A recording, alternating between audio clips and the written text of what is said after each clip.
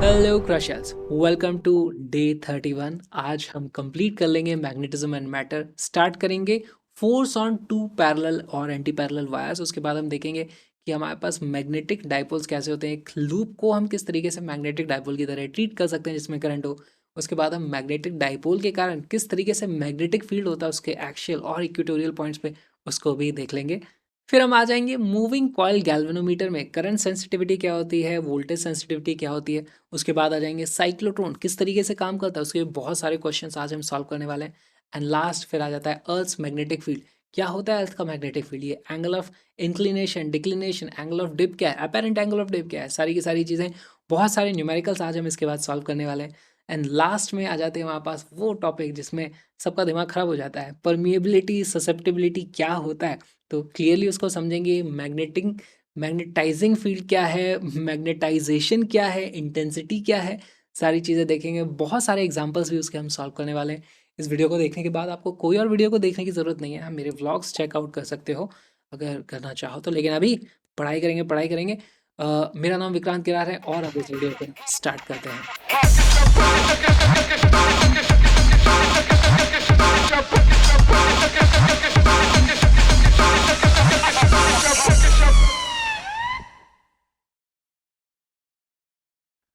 Force between two parallel wires. हमारे पास दो इस तरीके से इनफाइनाइटली लॉन्ग पैरेलल वायर्स हैं और इसमें लेट से करंट है I1 और इसमें करंट है I2। अभी हम दोनों का करंट सेम डायरेक्शन में मान के चल रहे हैं।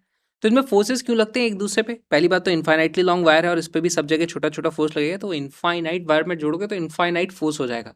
तो इसलिए हम फोर्स की बात नहीं करते, हम क्या बात करते हैं इसकी फोर्स पर यूनिट लेंथ, इतनी लेंथ पे कितना फोर्स लगा होगा, इस तरीके की बातें करेंगे। अच्छा, इस फोर्स को किस तरीके से कैलकुलेट करोगे? इस I1 के कारण यहाँ पर कुछ मैग्नेटिक फील्ड क्रिएट होगा। लेट से ये ऊपर की तरफ हमने करंट जाता हुआ माना है, तो उसकी तरफ उंगली अंगूठा करो और ऐसे घुमाओगे आप, तो दिखेगा आपको यहाँ पर हमारे पास जो मैग्नेटिक फील्ड आता है वो इस तरीके से कुछ आ जाएगा। इसको मैं बोल दूंगा B1। B1 क्या है? Magnetic field due to 1। अच्छा, ये वाला डिस्टेंस मान लो हमारे पास D है, तो मैं क्या लिख सकता हूँ? B1 is equal to mu naught I1 upon 2 πD। ठीक। अब यहाँ पर इसकी कोई एल लेंथ हम यहाँ पर इस तरीके से ले लेते हैं, उसके ऊपर कुछ फोर्स लगेगा क्योंकि यहाँ पे करंट जा रहा है, तो हमारे पास जो फोर्स की वैल्यू आ जाती है, फोर्स आएगा सीधे सीधे है BIL। अच्छा, यहाँ पे वैल्यूज रख दो। बी की वैल्यू है mu naught I1 upon 2 πD। दूसरे का करंट है I2 और हमारे पास लेंथ है L इस तरीके से। तब यहाँ पर हमारे पास जो फॉर्मूला हमें चाहिए वो फॉर्मूला क्या आ गया? फोर्स पर यूनिट लेंथ, क्योंकि हम फोर्स पर यूनिट लेंथ की बात करेंगे, is equal to mu naught I1 I2 upon 2 πD। ये बहुत ही इंपॉर्टेंट हमारा फॉर्मूला, इसको याद रखना। अच्छा, जितना फोर्स इस वायर ने दूसरी वाली वायर के ऊपर लगाया तो उसको मैं इस तरीके से दिखा सकता हूँ। Let's say this is F, force on 2 because of 1। Similarly उतने ही मैग्नीट्यूड लेकिन ऑपोजिट डायरेक्शन का हमारे पास यहाँ पर आएगा फोर्स ऑन 1 बिकॉज ऑफ 2। ठीक है, दोनों का मैग्नीट्यूड बराबर होगा, डायरेक्शन ऑपोजिट होने वाला है। ऑलराइट, यहाँ पर हम और एक चीज देखते हैं कि दोनों का direction of current flow same था। तो ऐसे वायर्स को हम क्या बोलते हैं? Parallel wires. तो पैरेलल वायर्स इसमें लगता है हमारे पास अट्रैक्टिव फोर्सेस। और अगर हमारे पास एंटी पैरेलल होते, एक ऊपर होता दूसरा इस तरीके से होता, तो उसमें रिपल्सिव फोर्सेस हमें देखने को मिलते हैं, तो उसको भी हम लिख लेंगे एंटी पैरेलल। इसका मतलब रिपल्सिव फोर्सेस। तो एक ही हमारे पास फॉर्मूला आता है, बहुत इंपॉर्टेंट है, डायरेक्टली बहुत सारे फॉर्मूला बेस्ड क्वेश्चंस पूछे जाते हैं, इसको याद रखना अच्छे से।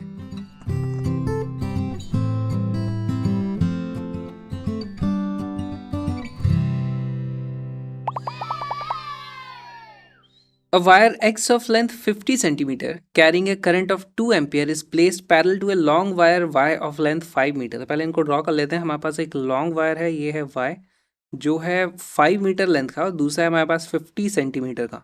तो ये है हमारे पास X। दोनों में जो करंट है वो भी हम बता देते हैं। X में करंट है the wire Y carries A current of 3 ampere, इसमें लगा हुआ है हमारे पास 3 एम्पियर, और दूसरे वाले में हमारे पास 2 एम्पियर, इस तरीके से।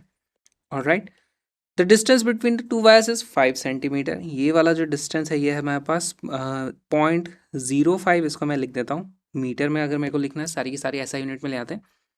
And the force acting on wire Y is, तो वाई वायर के ऊपर कितना फोर्स लग रहा होगा? देखो हमने अभी तक जो फॉर्मूला पढ़ा था वो क्या होता है कि इनफाइनाइटली लॉन्ग वायर के कारण हम किसी छोटे वायर के ऊपर बता सकते हैं फोर्स की वैल्यू कितनी आएगी। यहाँ पे तो छोटा सा वायर है, इसके कारण इस पर कितना फोर्स लगा ये मैं कैसे बता सकता हूँ? देखो आपको इसको ऐसे फील करना है कि अब इस छोटे वाले वायर के रेस्पेक्ट में ये बड़ा वायर को आप इनफाइनाइटली लॉन्ग मान सकते हो, तो इसके हिसाब से इसके ऊपर कितना फोर्स लगेगा वो हम कैलकुलेट कर सकते हैं। वहाँ पे हमारा फॉर्मूला अच्छा अप्रोक्सीमेशन दे देगा। लेकिन जो फोर्सेस लगते हैं वो एक्शन रिएक्शन पेयर लगते हैं, तो इसके ऊपर जितना फोर्स लगेगा उतना ही इसके ऊपर फोर्स लगेगा, इस तरीके से। तो फॉर्मूला हमारा एक्चुअली वो वाला काम कर जाएगा। लेकिन ये स्ट्रेट फॉरवर्ड फॉर्मूला बेस्ड सवाल है, तो फॉर्मूला लगाओ, वीडियो को पॉज करो, क्वेश्चन को सॉल्व करो।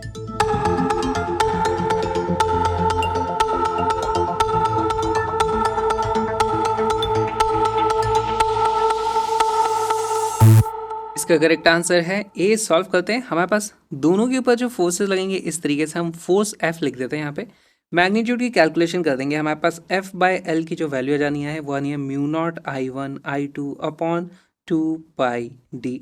वैल्यूज रखेंगे तो फोर्स की वैल्यू आ जाएगी, म्यू नॉट की जगह मैं लिख दूंगा 4 pi into 10⁻⁻⁷ multiplied by I1 I2 की वैल्यू हो जाएगी 2 × 3 मल्टीप्लाइड बाय लेंथ, ये वाली लेंथ उधर चली जाएगी। लेंथ कौन सी मानेंगे हम? इसके लिए कैलकुलेशंस कर रहे हैं अभी ना, इसकी वाली लेंथ मत लगाना क्योंकि वो फिर फॉर्मूला सही नहीं होगा। फॉर्मूला होगा लॉन्ग वायर के रेस्पेक्ट में छोटे वायर की लेंथ हमें यहाँ पे यूज़ करनी है, इसलिए बहुत अच्छा सवाल बन जाता है। तो लेंथ हम यूज़ करेंगे इसकी लेंथ कितनी है? 50 सेंटीमीटर।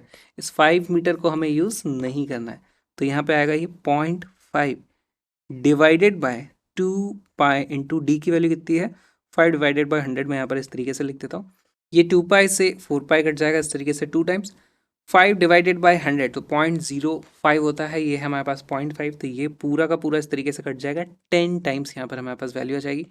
और फोर्स का जो मैग्नीट्यूड आ जाएगा वो आ जाएगा 2 × 3 यानी कि 12 × 10 यानी कि 12 × 10⁻⁻⁶ न्यूटन।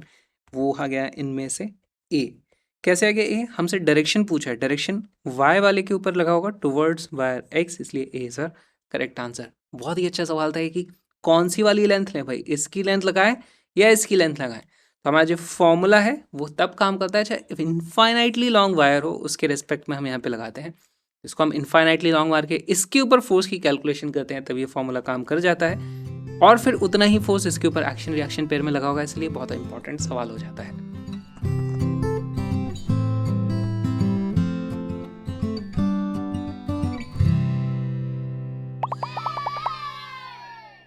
हमने एक रिंग में जब हमारे पास कुछ इस तरीके से करंट होता था आई, तो उसके कारण हम मैग्नेटिक फील्ड का फॉर्मूला हमने पता कर रखा है। हमारे पास यहाँ पर जो मैग्नेटिक फील्ड होता है एक्स डिस्टेंस पर, ये है हमारे पास क्या? This is R radius I current.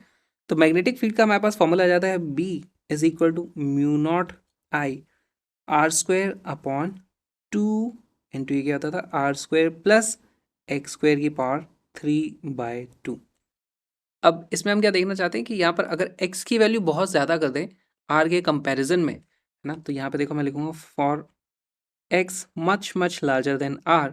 उस केस में हम क्या कर सकते हैं, यहाँ पर इस r को इग्नोर कर पाएंगे। तो ये हमारे पास क्या है? एक्स स्क्वायर है, तो उसकी पावर 1/2 होगा, तो वो x हो जाएगा, फिर ये x क्यूब हो जाएगा। तो इसकी जो वैल्यू आती है वो देखो क्या आती है हमारे पास, वो आती है b is equal to mu naught I R square upon 2x³ अब देखो इसी को थोड़ा सा रीअरेंज करते हैं। पहली बात तो ऊपर नीचे 2 पाई से मल्टीप्लाई कर देते हैं हम, 2 पाई अपॉन 2 पाई से। तो ऐसा करने का फ़ायदा क्या होगा? देखो ये हमारे पास फॉर्मूला बन जाता है B is equal to mu naught upon 4 pi हमारे पास आ जाएगा। फिर बचता है हमारे पास आई, फिर आता है हमारे पास pi R square divided by denominator में होता है हमारे पास x³ और एक 2 और हमारे पास बच जाता है इस तरीके से, है ना, 2। अब इस फॉर्मूले को हम कंपेयर करेंगे हमारे इलेक्ट्रोस्टैटिक डायपोल का जो फॉर्मूला होता था ना, उसके कारण इलेक्ट्रिक फील्ड का किसी भी एक्स डिस्टेंस पे उसकी वैल्यू कितनी होती थी? देखो ई की वैल्यू आती थी 2kp अपॉन x³, राइट। तो यहाँ पर भी 2 आ रहा है, यहाँ पर भी 2 आ रहा है। हमारे पास k की वैल्यू कितनी होती थी? वहाँ पर 1/4 पाई एप्सिलॉन नॉट होती थी, यहाँ पे म्यू नॉट अपॉन 4 पाई हो जाती है। और x³ है, तो हमारे पास जो वहाँ पर डाइपोल होता था उसकी जगह यहाँ पर हमारे पास मैग्नेटिक डाइपोल मोमेंट होता है। और इसी को आप क्या लिख सकते हो? I into pi R square. क्या चीज़ हो गई? ये तो हमारा एरिया है। तो हमारे पास एक्चुअली यही हो जाता है, this is equal to 2 into mu naught upon 4 pi into area into I upon X cube.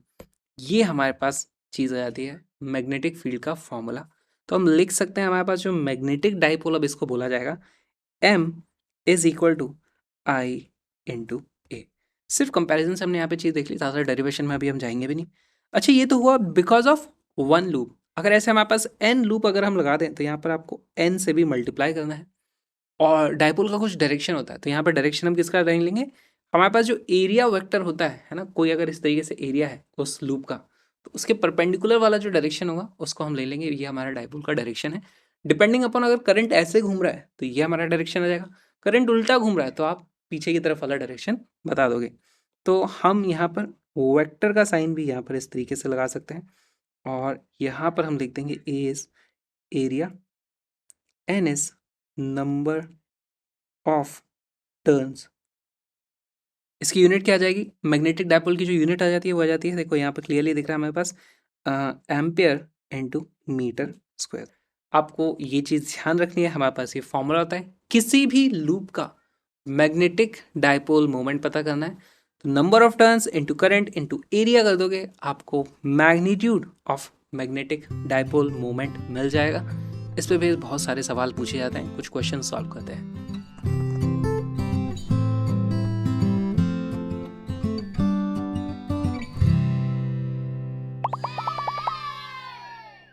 A loop carrying current I lies in the xy plane as shown in the figure.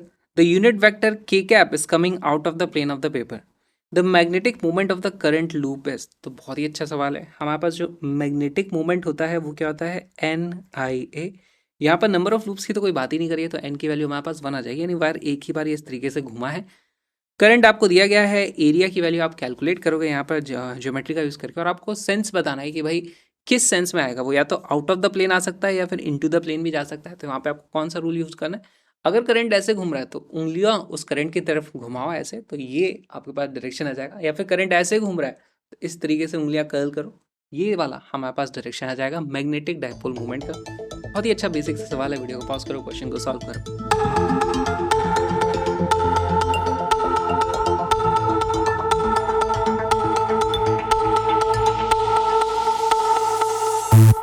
इसका correct answer है B. Solve करना शुरू करते हैं। N की value हमें कुछ नहीं दी है तो 1 ले लेंगे, करंट की वैल्यू हमें आई के बराबर ही दी है, आई रहने दो।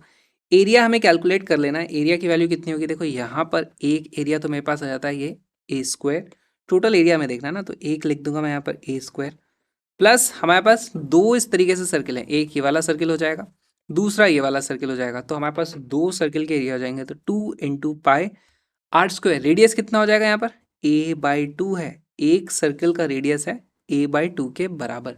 ठीक, तो यहाँ से हमारे पास मैग्नेटिक मोमेंट की वैल्यू हो जाती है I A square 1 plus pi divided by 2। ये तो हमारे पास मैग्नीट्यूड आ गया। अब हमें देखना है कि के कैप है या नेगेटिव के कैप है। तो यहाँ पे देखो करंट का डायरेक्शन कुछ इस तरीके से इस लूप में ना, आप इसको इस तरीके से फील कर सकते हो, इस दिशा में अपनी उंगलियों को कर्ल करो तो आपको अंगूठा बाहर आउट ऑफ द प्लेन आते हुए दिख रहा है, तो वो कौन सा डायरेक्शन है, आउट ऑफ द प्लेन यहाँ पर एक्चुअली पॉजिटिव जेड डायरेक्शन है, तो इसलिए हम यहाँ पे लिखेंगे प्लस के कैप वाला डायरेक्शन हो जाएगा, इसलिए हमारे पास बी ऑप्शन करेक्ट आ जाता है।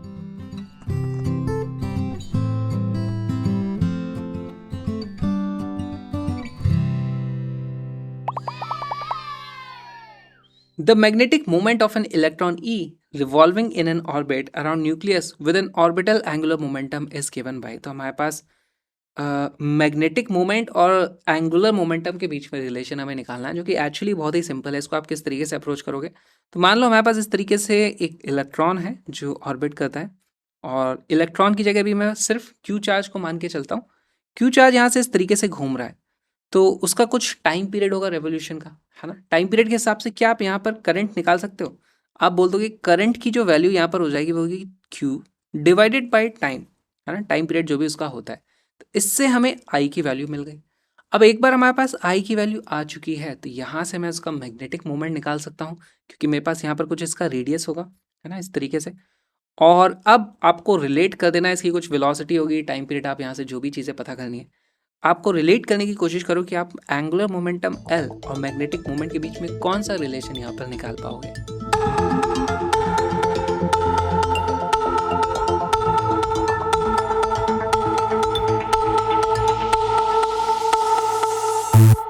का करेक्ट आंसर है बी। कैसे यार सॉल्व करना शुरू करते हैं। देखो हमारे पास जो मैग्नेटिक मोमेंट एक्चुअली उसी की जो वैल्यू है वो दी हुई है म्यू टाइम्स एल, है ना, इस तरीके से। इसकी जो वैल्यू आने वाली है वो आएगी NIA। पहली चीज़ तो हम देखेंगे कि अगर ये यहाँ पर इस तरीके से घूम रहा है तो हमारे पास इसका जो करंट का सेंस है, अभी देखो मैं यहाँ पे क्यू लेके चल रहा हूँ क्योंकि इलेक्ट्रॉन का चार्ज जैसे ही मैं डालूंगा इलेक्ट्रॉन का चार्ज नेगेटिव होता है तो वहाँ पर माइनस में हमारे पास वैल्यू आ जाएगी। अभी किसी पॉजिटिव चार्ज पार्टिकल को घुमा रहे हैं हम तो उसके हिसाब से देखते हैं। हमारे पास जो मैग्नेटिक डायपोल मोमेंट आता है वो ऊपर की तरफ इस तरीके से हमारे पास कुछ आने वाला है। यहाँ पे मैं देख के बता सकता हूँ, देखो करंट के ऐसे घूम रहा है हमारे पास, करंट ऊपर की तरफ यहाँ पर देखने को मिल रहा है। अच्छा, इसका एंगुलर मोमेंटम कितना होगा। इसके लिए अगर मैं एंगुलर मोमेंटम की बात करूं तो एल वेक्टर की वैल्यू हो जाएगी MVR। उसका डायरेक्शन किस तरफ आ रहा है यहाँ पर कोशिश करो, देखो फील करने की कोशिश करो। यहाँ पर वेलोसिटी उस तरफ है, MVR के हिसाब से वो इस तरीके से घूम रहा है तो उसका भी जो डायरेक्शन आता है ना MVR वो भी ऊपर की तरफ आ जाता है। हमारे पास यहाँ पर L भी इस तरीके से आ रहा है L, ठीक है। तो दोनों के डायरेक्शन सेम आ रहे हैं तो हम यहाँ पर डायरेक्टली अब चीज़ों को रिप्लेस कर पाएंगे। देखो म्यू एल की वैल्यू आ जाती है mu L is equal to N की जगह मैं लिख दूंगा 1 क्योंकि एक ही वो लूप है। करंट की जो वैल्यू आती है वो आती है Q upon time period T। Area की वैल्यू आ जाती है पाई इंटू आर का स्क्वायर। ओके, यहाँ पर टाइम पीरियड को मैं किस तरीके से लिख सकता हूँ, देखो मेरे पास टाइम पीरियड की जो वैल्यू आ जाती है वो आ जाती है 2πr डिवाइडेड बाई जो भी उसकी स्पीड है v। तो वैल्यू रख दें यहाँ पर म्यू एल की वैल्यू आ जाती है mu L is equal to Q πr² upon 2πr upon v। इस तरीके से यहाँ पर आप देखोगे एक आर से एक आर इस तरीके से कट जाएगा, हमारे पास इसकी वैल्यू आ जाती है Q πr/v अपॉन 2π। अच्छा, पाई से पाई भी कट रहा है। अब मुझे क्या चाहिए, मुझे MVR की टर्म यहाँ पर चाहिए तो मैं यहाँ पर ऊपर नीचे m से मल्टीप्लाई और डिवाइड कर दूंगा। ऊपर देखो मेरे पास MVR आ गया जो हमारे पास एंगुलर मोमेंटम के बराबर है। तो यहाँ पर मैं इसको क्या लिख सकता हूँ, mu L is equal to Q/L upon 2m। क्योंकि चार्ज हमारा नेगेटिव है तो यहाँ पर इलेक्ट्रॉन के केस में म्यू एल की वैल्यू आ जाएगी -E/L अपॉन 2m और इसीलिए बी बन जाता है हमारा करेक्ट आंसर।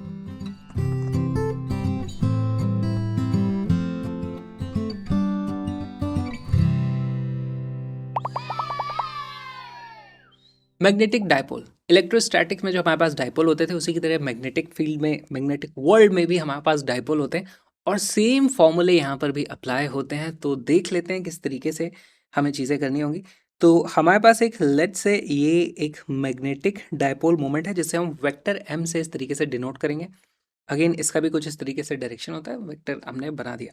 अब इसमें दो खास किस्म के हमारे पास पोजिशन होगी, एक होगी हमारे पास इस तरीके से, ये हो जाती है एक्शियल पॉइंट, है ना, ये कोई भी एक्शियल पॉइंट है, ये हो जाएंगे हमारे इक्विटोरियल पॉइंट। तो यहाँ पर देखो हमारे पास जो मैग्नेटिक फील्ड होगा इस तरफ होगा।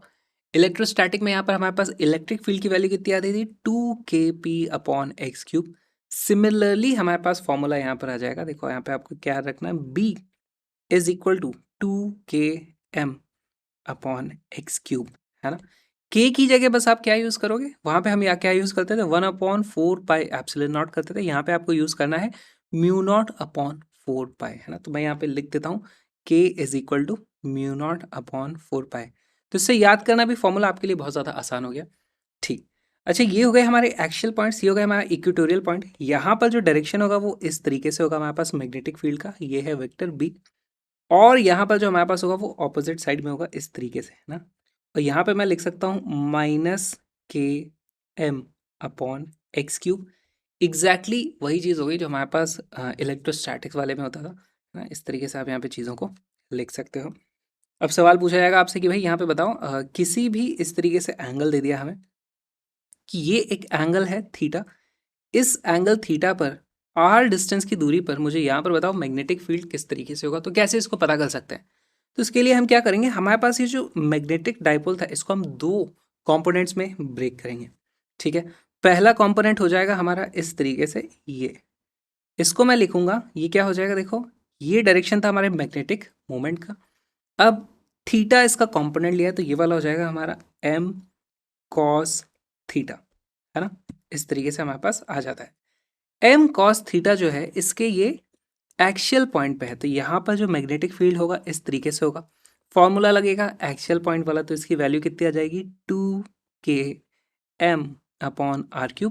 लेकिन जो m की वैल्यू है वो एक्चुअली m cos थीटा के बराबर है, तो यहाँ पर cos थीटा इस तरीके से लग जाएगा। दूसरा कंपोनेंट जो उसका इसका साइन थीटा वाला होगा, उसको मैं लेट से ब्लू कलर से बना देता हूँ इस तरीके से। ये हो जाएगा हमारा m साइन थीटा। इस m साइन थीटा के कारण यहाँ पर देखो ये कौन सा हो गया, ये इसके लिए इक्वेटोरियल पॉइंट है। तो अगर ये इस दिशा में पॉइंट कर रहा है तो यहाँ पर मैग्नेटिक फील्ड इस दिशा में पॉइंट होएगा। हमारे पास यहाँ पर मैग्नेटिक फील्ड आ जाएगा इस तरीके से। फॉर्मूला कौन सा लगेगा, इक्वेटोरियल पॉइंट वाला, तो इसका मैग्नीट्यूड आ जाएगा के एम, अच्छा एम नहीं होगा, एम साइन थीटा हो जाएगा इसमें ना, साइन थीटा डिवाइडेड बाय हमारे पास आ जाता है x³। ठीक, अब ये दोनों कंपोनेंट मेरे पास आ चुके हैं, तो मुझे क्या कर देना है, वेक्टर एडिशन यहाँ पर मैं कर दूंगा। तो मेरे पास इस तरीके से net magnetic moment, sorry magnetic moment, magnetic field net मेरे पास इस तरीके से आ जाएगा। तो देखो यहाँ पर B है ना, ये जो B है इसका मैग्नीट्यूड कितना आ जाता है, वो आ जाता है मेरे पास अगर दो कंपोनेंट है ना, ये x³ की जगह मैं इसको r³ लिख देता हूँ फिर से, कि डिस्टेंस हमारा r के बराबर है। अगर मेरे पास दो कंपोनेंट है जो म्यूचुअली परपेंडिकुलर है, तो उनके कारण जो रिजल्टेंट आता है वो इसका स्क्वायर दोनों को अंडर रूट कर दो, तो उससे मुझे मैग्नीट्यूड मिल जाता है। तो देखो मैग्नीट्यूड की अगर मैं सिर्फ बात करूँ तो मैग्नीट्यूड की वैल्यू आ जाएगी अंडर रूट ऑफ, अच्छा ये के एम अपॉन r³ को तो मैं बाहर निकाल देता हूँ, के एम अपॉन r³ ब्रैकेट में या फिर अंडर रूट में मेरे पास वैल्यू बचेगी साइन स्क्वायर थीटा, है ना, this will be sign square theta plus ये क्या है हमारे पास 2 कॉस स्क्वायर थीटा, है ना, तो 2 का स्क्वायर हो जाएगा 4, कॉस का हो जाएगा कॉस स्क्वायर, तो ये हो जाएगा 4 कॉस स्क्वायर थीटा। इस तरीके से वैल्यू आएगी। अच्छा ये r³ है। अब इसी में देखो एक साइन थीटा और कॉस थीटा जो दोनों स्क्वायर है उनको मैं ऐड कर दूंगा, वो बन जाएगा 1, तो इसी को मैं लिख सकता हूँ b, जो हमारे पास मैग्नीट्यूड आता है, मैग्नीट्यूड की वैल्यू आ जाती है K M upon r³ under root of 1 plus 3 cos square theta. इसी को आप लिख सकते हो, यहाँ पे sine square theta plus cos square theta की वैल्यू 1 हो जाएगी, बचेंगे यहाँ पे 3 कॉस स्क्वायर थीटा। इस तरीके से आपको पता होना चाहिए। दूसरी चीज़ आपसे पूछी जा सकती है कि ये वाला एंगल अल्फा कितना है, अल्फा बताओ। तो देखो मैं लिख दूंगा tan of alpha is equal to, सिर्फ मैग्नीट्यूड की बात करूँ तो tan अल्फा की वैल्यू हो जाएगी दिस डिवाइडेड बाय दिस करोगे तो यहाँ पर ये के एम अपॉन r³ सब कट जाएगा। हमारे पास बचेगा 1/2 और sine theta upon cos theta, वो बचेगा tan थीटा डिवाइडेड बाय 2। इस तरीके से आप ये भी देख सकते हो। हमारे पास वैसे तो आपको विजुअली समझ के भी आप इसको सॉल्व कर सकते हो, फॉर्मूले याद रखना है तो फॉर्मूले याद रख लो, है ना। इस तरीके से हमारे पास चीज़ें होती हैं।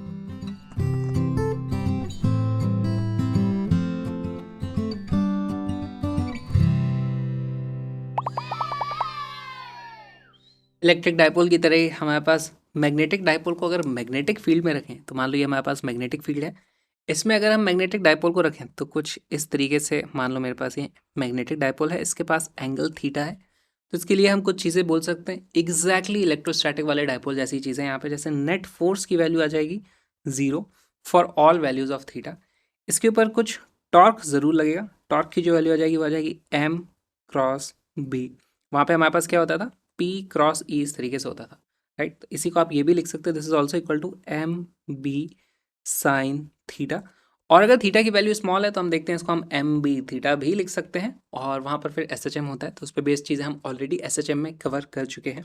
ठीक, साथ में यहाँ पर पोटेंशियल एनर्जी हो जाएगी एग्जैक्टली हमारे इलेक्ट्रोस्टैटिक डायपोल की तरह, उसकी वैल्यू कितनी हो जाएगी -m.b। इसको आप लिख सकते हो माइनस का m.b cos थीटा। ऑलराइट, तो इससे हमें कुछ चीज़ें पता चल जाती हैं। जैसे मैं एक एग्जांपल बना दूँ, मान लो मेरे पास यहाँ पर ये है एक मैग्नेटिक डायपोल मोमेंट, यहाँ पर इस तरीके से एक डायपोल यहाँ पर है, एक डायपोल यहाँ पर है। अगर तीनों के मैग्नीट्यूड बराबर हैं तो इस केस में हमारे पास देखो क्या हो जाएगा, यहाँ पर टॉर्क की वैल्यू हो जाएगी 0, क्योंकि दोनों के बीच में एंगल कितना है 0। सिमिलरली यहाँ पर भी टॉर्क की वैल्यू 0 हो जाएगी, तो यहाँ पे भी टॉर्क की वैल्यू होगी 0। अच्छा यहाँ पर ये स्टेबल इक्विलिब्रियम है, ये अनस्टेबल इक्विलिब्रियम है ना, तो दिस इज स्टेबल इक्विलिब्रियम, ये है हमारा स्टेबल इक्विलिब्रियम। ओके, और इस केस में हम बोलेंगे कि हमारे पास जो टॉर्क है वो हो जाएगा मैक्सिमम। तो टॉर्क इज मैक्सिमम जिसका मैग्नीट्यूड आ जाएगा एम बी के बराबर। सिमिलरली अगर मैं पोटेंशियल एनर्जी की बात करूं तो पोटेंशियल एनर्जी इस पर्टिकुलर केस में हमारे पास आ जाती है बिल्कुल इलेक्ट्रोस्टैटिक्स की तरह ही चल रहा है। यहाँ पर पोटेंशियल एनर्जी की वैल्यू 0 आ जाती है, यहाँ पर पोटेंशियल एनर्जी आ जाती है माइनस एम बी, यहाँ पर पोटेंशियल एनर्जी कितनी आ जाती है is equal to plus M B. Maximum change in potential energy का मैग्नीट्यूड होगा 2 टाइम्स एम बी, है ना, नेगेटिव से पॉजिटिव तक। इसीलिए स्टेबल इक्विलिब्रियम है, ये अनस्टेबल इक्विलिब्रियम है। तो यही चीज़ है बिल्कुल इलेक्ट्रोस्टैटिक डायपोल की तरह।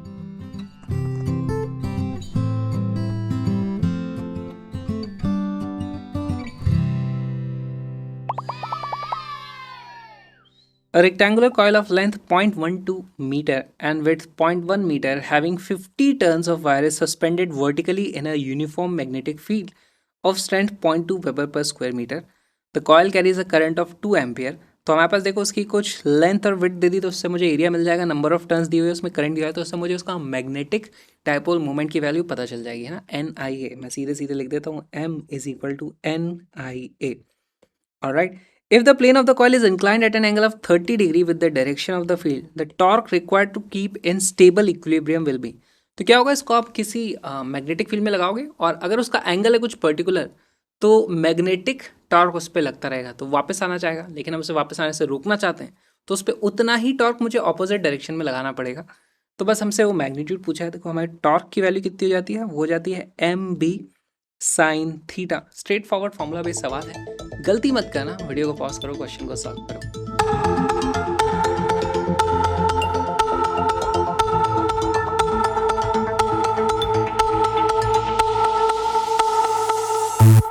इसका करेक्ट आंसर है ए। कैसे आया, तो देखो यहाँ पर डायरेक्शन का ध्यान रखना बहुत ज़्यादा ज़रूरी है। तो हम थोड़ा सा विजुलाइज करने की कोशिश करते हैं। ये हमारे पास है मैग्नेटिक फील्ड इस तरीके से, दिस इज बी। हमको क्या बोला है कि the coil if the plane of the coil is inclined at an angle of 30 degree.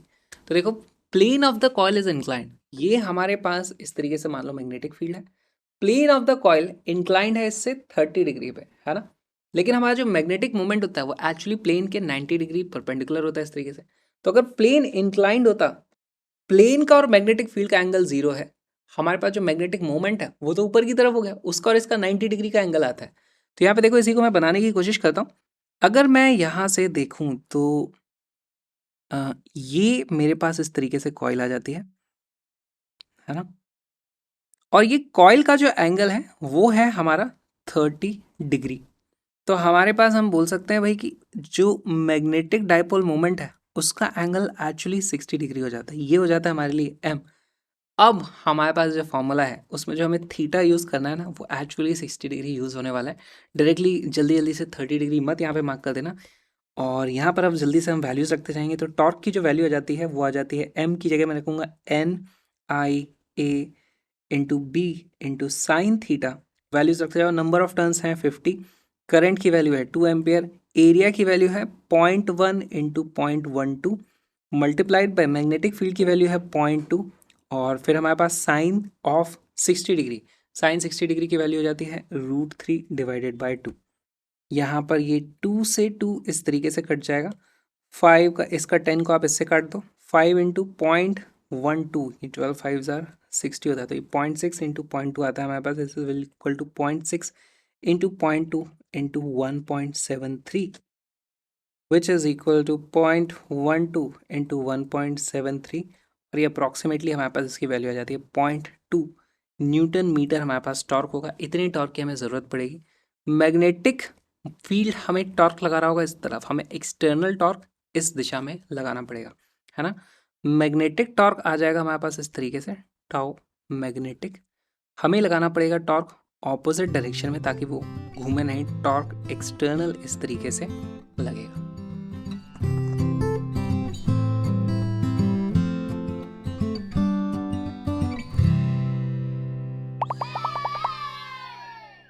Moving coil galvanometer. तो देखो मूविंग कॉइल गैल्वेनोमीटर कैसे काम करता है। यहाँ पर हमारे पास कुछ कॉइल होती है और एक परमानेंट मैग्नेट इस तरीके से लगी होती है, और इसमें जब भी करंट पास होता है तो ये हमारे पास एक कॉइल है, तो कॉइल क्या बन जाती है, एक मैग्नेटिक डाइपोल।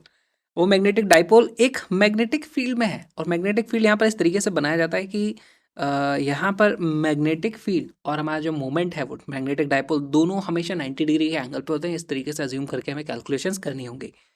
तो जैसे ही मान लो हमारा मैग्नेटिक डाइपोल बना है यहाँ पर, उसके ऊपर मान लो कुछ टॉर्क लगा, तो ये सुई इस तरीके से घूमती है ना, इस तरीके से उस पर टॉर्क लगता है, वो मूव करने की कोशिश करता है।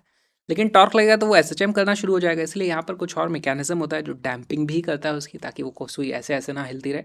और साथ में यहाँ पर जाता है और यहाँ पर आकर के वो रुक जाएगा। क्यों रुक जाएगा? क्योंकि उसके ऊपर कोई रीस्टोरिंग फोर्स ऐसे लग रहा होगा पीछे की तरफ से, जो स्प्रिंग कॉइल एक यहाँ पे देखो, ये स्प्रिंग लगी हुई है ना, वो भी कुछ उसके ऊपर टॉर्क लगाती है। तो मैग्नेटिक टॉर्क इस तरफ हो जाएगा, स्प्रिंग का टॉर्क ऑपोजिट साइड हो जाएगा, तो हमारे पास वो आकर के एक जगह बैलेंस होकर के रुक जाएगी। इस तरीके से ये काम करता है। इसमें कैलकुलेशन किस तरीके की करनी होती है, दो फॉर्मूले हमें ध्यान रखने होते हैं, सेंसिटिविटी पे रिलेटेड है। सबसे पहले हम टॉर्क की बात कर लेते हैं। हमारे पास मैग्नेटिक फील्ड में जो टॉर्क की वैल्यू होती है वो हो जाती है एम बी साइन थीटा। यहाँ पर हमें साइन थीटा की वैल्यू हमेशा 1 ले लेनी होती है, क्योंकि इसको इस तरीके से ज्योमेट्री बनाई जाती है। ऑलराइट, दूसरी चीज क्या हो जाएगी, देखो मैग्नेटिक डाइपोल जो होता है हमारा वो हो जाता है एन आई ए, ठीक है। और बी जो होगा वो इस परमानेंट मैग्नेट के कारण कुछ वैल्यू होगी, उसकी जो भी वैल्यू होती है वो यहाँ पर हमारे पास फिक्स होती है, ठीक है। टॉर्क, ये जो टॉर्क आया है ये कौन सा टॉर्क है, जो हमारे पास मैग्नेटिक फोर्सेस के कारण यहाँ पर लग रहा है। लेकिन उसको काउंटर कौन करेगा, यहाँ पर हमने एक स्प्रिंग लगा रखी है। स्प्रिंग के लिए हम क्या जानते हैं कि जो टॉर्क होता है वो के थीटा के बराबर होता है, तो यही टॉर्क इक्वल हो जाएगा के थीटा के बराबर। तो ये हमारे पास बेसिक सा फॉर्मूला आ गया। अब देखो इसमें दो चीज़ें हमें देखनी होती है, एक होती है हमारे पास करंट सेंसिटिविटी, दूसरी होती है वोल्टेज सेंसिटिविटी। यहाँ पर मैं देखो लिखूंगा current sensitivity, current sensitivity. Current sensitivity मतलब थोड़े से करंट से मेरे पास कितना एंगल थीटा आता है ना, तो इस चीज़ को हम इस तरीके से रिप्रेजेंट कर सकते हैं, थीटा डिवाइडेड बाय आई अगर मैं कर दूं है ना, तो थीटा डिवाइडेड बाय आई वो हो जाएगी मेरी करंट सेंसिटिविटी। तो यहाँ पर देखो थीटा डिवाइडेड बाय आई आप करोगे तो उसकी वैल्यू आ जाती है N A B divided by K. तो ये आ गया हमारे पास करंट सेंसिटिविटी। सिमिलरली हमारे पास दूसरी चीज होती है, वो होती है वोल्टेज सेंसिटिविटी। उसमें हमें पता करना होगा थीटा डिवाइडेड बाय वी। अगर इसके अक्रॉस, इसकी जो भी कॉइल है उसके अक्रॉस में 2 वोल्ट लगाऊं, 5 वोल्ट लगाऊं, उसके हिसाब से थीटा कितना चेंज होता है, तो थीटा पर वोल्ट यहाँ पर मैं देखना चाहता हूँ। तो उसकी वैल्यू आप कैसे निकाल सकते हो, हमारे पास देखो फॉर्मूला तो यही है। अब यहाँ पे मैं आई को क्या लिख देता हूँ, I is equal to V is equal to I R होता है मेरे पास, तो आई की वैल्यू आप लिख दो वी डिवाइडेड बाई आर, तो जाएगा वी डिवाइडेड बाई आर, यानी आर ऊपर चला जाएगा है ना, तो यहाँ से फिर आर इस तरफ चल जाता है, हमारे पास सिर्फ थीटा बाई वी बचता है, उसकी वैल्यू आ जाती है एन ए बी अपॉन के इंटू 1/r। ये क्या चीज़ है, ये हो जाता है रेजिस्टेंस। कौन सा रेजिस्टेंस, ऑफ कॉइल, ठीक। ये हम क्यों लिख पाए, क्योंकि v is equal to I R होता है, ऐसा भी चलो मैंने यहाँ पर लिख दिया। अब यहाँ पे हम क्या चीज़ देखते हैं, ये जो थीटा बाई आई है वो ये हमारे पास दोनों में सेम आ रहा है ना, तो मैं लिख सकता हूँ वोल्टेज सेंसिटिविटी। अगर मुझे करंट सेंसिटिविटी पता है तो वोल्टेज सेंसिटिविटी और रेजिस्टेंस के हिसाब से मैं उनमें कुछ रिलेशन यहाँ पर निकाल सकता हूँ। इसी पे बेस सवाल पूछे जाते हैं। करंट सेंसिटिविटी का फॉर्मूला सिंपल है, वोल्टेज सेंसिटिविटी में 1/r का फैक्टर इस तरीके से आ जाता है। तो आपसे इस तरीके से सवाल भी पूछे जा सकते हैं, भाई हमारे पास उसकी वोल्टेज सेंसिटिविटी बढ़ानी है तो क्या तरीके हैं मेरे पास। उस केस में मैं बी की वैल्यू भी चेंज कर सकता हूँ, क्योंकि वो परमानेंट मैग्नेट जो लगाई है उसके हिसाब से भी हो सकता है।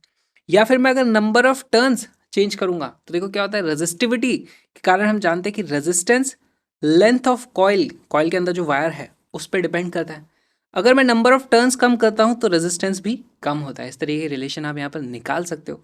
तो वहां पर आप देखोगे नंबर ऑफ टर्न्स का फर्क नहीं पड़ता, अगर आप नंबर ऑफ टर्न्स कम कर दोगे तो रेजिस्टेंस भी कम हो जाएगा, तो वोल्टेज सेंसिटिविटी में फर्क नहीं पड़ेगा, करंट सेंसिटिविटी में फर्क पड़ जाएगा। तो इस तरीके के सवाल भी पूछे जा सकते हैं, इसीलिए ये इंपॉर्टेंट चीज़ हो जाती है।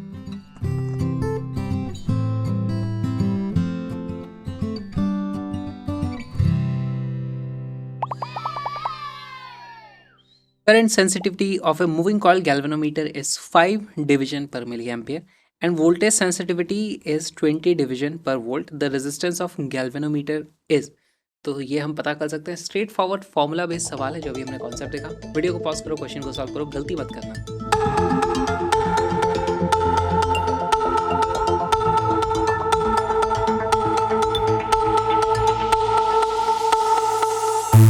तो करेक्ट आंसर है डी।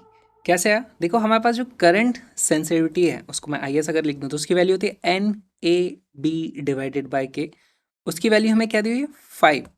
और हमारे पास वोल्टेज सेंसिटिविटी जो होती है वो होती है एन ए बी अपॉन के मल्टीप्लाइड बाय 1/r। उसकी वैल्यू हमें क्या दी हुई है 20। तो इन दोनों को अगर मैं डिवाइड कर दूं, है ना, दिस इज 1 दिस इज 2। अगर मैं कर दूं 1 डिवाइडेड बाई 2 तो लेफ्ट हैंड साइड में मेरे पास आ जाता है r और राइट हैंड साइड में आता है 5 डिवाइडेड बाई 20 या फिर 1/4 या फिर इसको आप लिख सकते हो 0.25। और वो मेरा गलत आंसर हो जाता है। क्यों गलत हो गया? देखो यहाँ पे ध्यान से देखना चीज़ों को। वोल्टेज सेंसिटिविटी है 20 डिवीजन पर वोल्ट, लेकिन करंट सेंसिटिविटी दी हुई है 5 डिवीजन पर मिली एम्पियर। तो यहाँ पे यूनिट्स अलग हैं।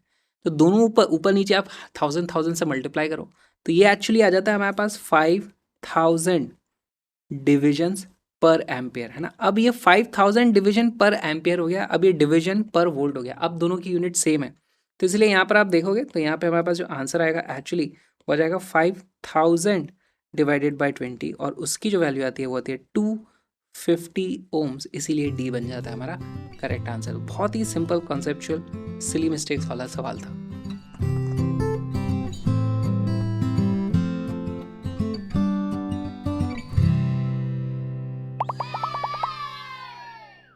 साइक्लोट्रॉन एक डिवाइस है जिससे हम चार्ज पार्टिकल्स को एक्सेलरेट कर देते हैं, उनकी कुछ वेलोसिटी हमारे पास फाइनली आ जाती है।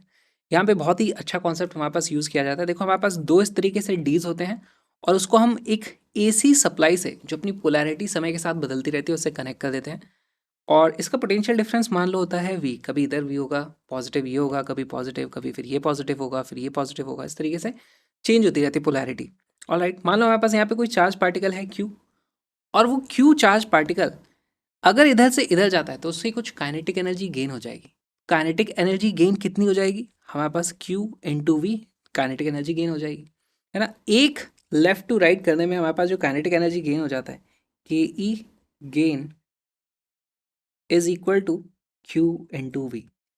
लेकिन अगर मैं एक कंप्लीट साइकिल की बात करूं, कंप्लीट साइकिल में वो इधर से इधर भी जाएगा और फिर वापस भी आएगा, तो मल्टीप्लाई करना पड़ेगा इसको हमें 2 से इन 1 साइकिल।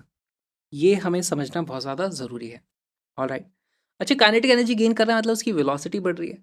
और हम जानते हैं कि जब भी हमारे पास यूनिफॉर्म मैग्नेटिक फील्ड में कोई पार्टिकल मूव करता है, चार्ज पार्टिकल, तो वो सर्कुलर पाथ में मूव करता है। तो मान लो यहाँ से कोई पार्टिकल स्टार्ट होता है किसी तरीके से, अगर वो इधर आ गया है तो अब वो सर्कुलर पाथ में जाएगा यहाँ पर इस तरीके से।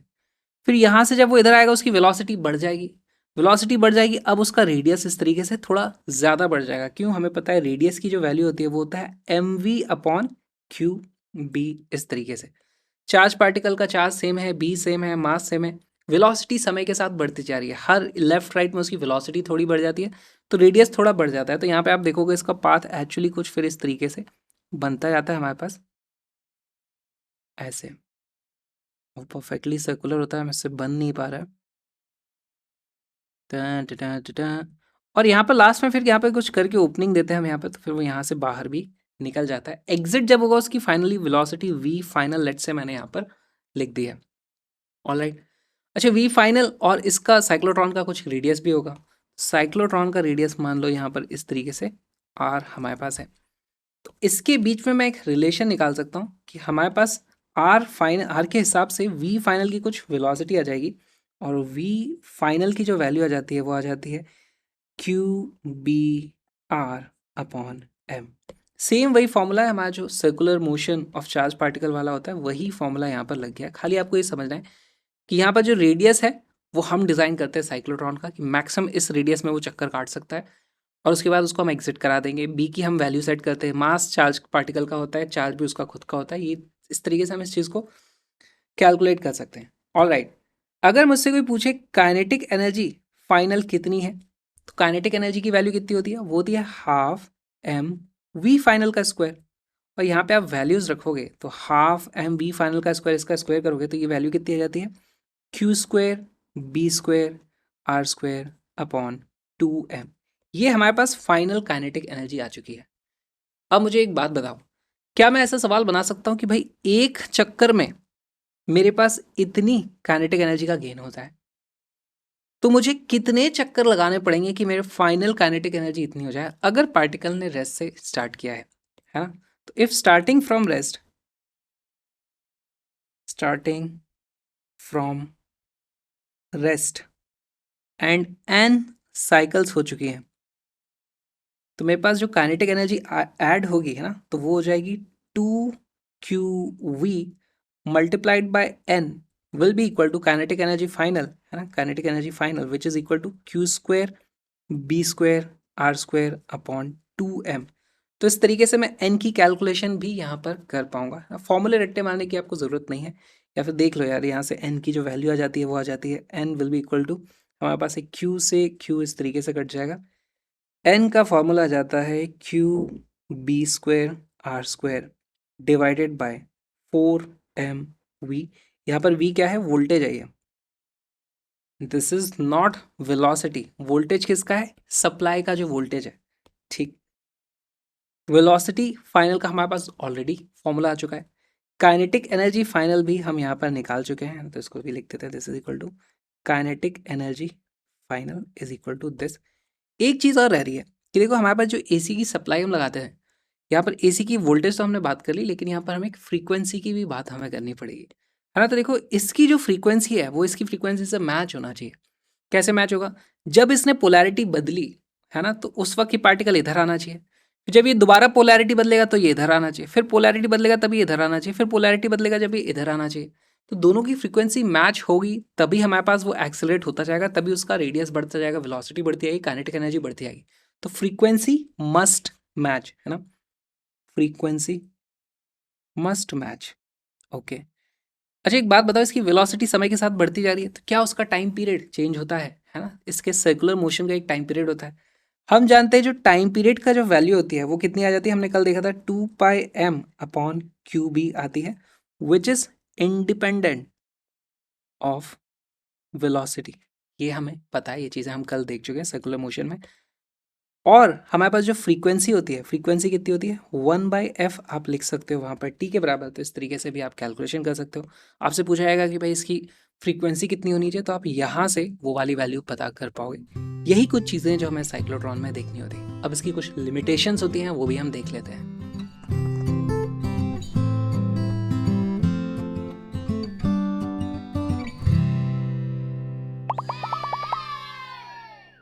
साइक्लोट्रॉन में हमने देखा कि हमारे पास जो फाइनल वेलोसिटी आती है वो कितनी आती है, QBR/m। और हमारे पास जो टाइम पीरियड होता है, इसका टाइम पीरियड की वैल्यू कितनी होती है, टाइम पीरियड की वैल्यू हो जाती है 2πm डिवाइडेड बाय QB।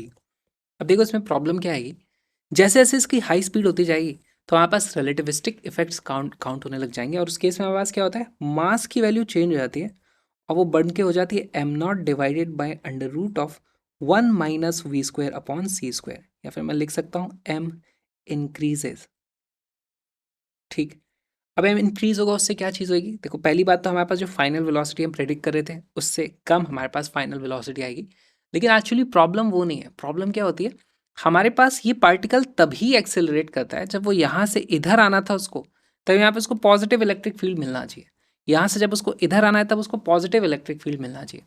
अब हमने यहाँ पे कुछ AC की सप्लाई लगाई है, उसकी फ्रीक्वेंसी है कुछ चेंज होने की, लेकिन जैसे इसका मास बढ़ता जाता है ना, वेलोसिटी का तो यहाँ पे कोई काम नहीं था, तो इस पार्टिकल की फ्रीक्वेंसी चेंज होती जाती है। तो स्टार्टिंग में तो वो सिंक्रोनाइज था भाई, जब इसकी पोलैरिटी बदल रही थी तब इसका भी इधर का डायरेक्शन था, फिर इधर का था, फिर इधर का था, फिर इधर का था, वो सब चीज़ें सेम चल रही थी।